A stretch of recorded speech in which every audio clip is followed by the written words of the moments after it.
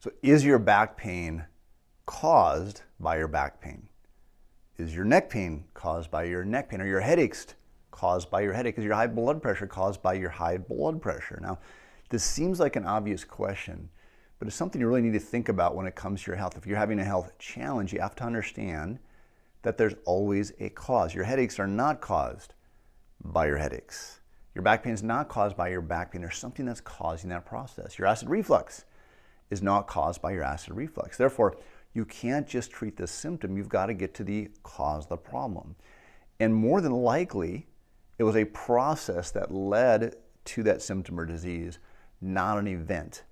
And even if it was an event like an injury, maybe that injury happened a year ago or 5 or 10 years ago, but because it was never corrected, it created this process of damage that led you to where you're at today. So I'm not against medications. There's a time and a place for medications, but so often these medications are designed to treat the symptom, not the cause of the problem. So again, if you're treating the headache but not the cause of the headache, you're not going to solve that problem. And whatever damages are causing, it's going to continue to get worse. Now, the other thing I get a lot of times, people say, well, it's my genetics. You know, if I didn't have this genetic problem, I wouldn't have to take these medications. And again, I understand that, but you have to understand there's something much more powerful than your genetics. And that is called epigenetics. That means above genetics. They've done tons of research on this, even though you don't hear about this much in the mainstream media. But your lifestyle trumps your genetics. In fact, they've done studies in identical twins that have the same genetics, but one might go on to develop cancer while the other one doesn't develop cancer. Why? It's because of their lifestyle. So if you're told that you need a medication because of your genetics or a surgery because of your genetics, you need to ask the question, well, how is this going to fix my genetics? And there's a way that I can solve it through my lifestyle. And a true genetic problem is something that you're born with. It isn't something you develop when you're 30, 40, 50 years of age. Now, they might discover something that shows up when you're 30, 40, or 50, but it's been there since birth. That's a true genetic problem.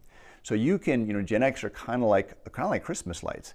Someone blink on and blink off, and certain activities that you do can turn on negative or bad genes that might produce a certain disease like heart disease or cancer or whatever XYZ disease or symptom that you might have. So a good habit can also turn off those bad genes and vice versa. They've done tons of research on this again, showing certain lifestyles can affect thousands of genetic expressions. The last one I'll tell you to think about this is kind of like a cake. If you and I had the exact same cake recipe, the same blueprint, if you will, just like our genetics, but I took that recipe to my house and I didn't follow it exactly. I didn't have a right measuring cup, so I just kind of guessed on the amount of flour, and I put it in the oven, but I kind of forgot about to set the timer, so I'm not sure the exact time. And my house is at 6,000 level, 6,000 feet elevation, and your home's at 10,000 feet elevation, but you followed the recipe exactly. Well, the cakes aren't going to turn out exactly the same, right? Maybe the oven temperature is just a little bit off. Even though it says 375, it might be off just a little bit. So we're going to get a different result, even though we've got the exact same blueprint, and that's kind of how our genetics works. So again, remember, it's a process. Your health is a process, not an event. And if you've got a disease that's been told that it's a genetic disease, make sure you're asking questions. Well, how do you know it's a genetic disease? What testing did you do? And again, how is this treatment, if you will, medication or surgery, going to affect these genes? And there's something else that you can do to affect those genes. And I promise you, any positive lifestyle, chiropractic care, eating healthier foods, exercising, decreasing your stress response, all those things are going to turn on the good genes and turn off the bad genes.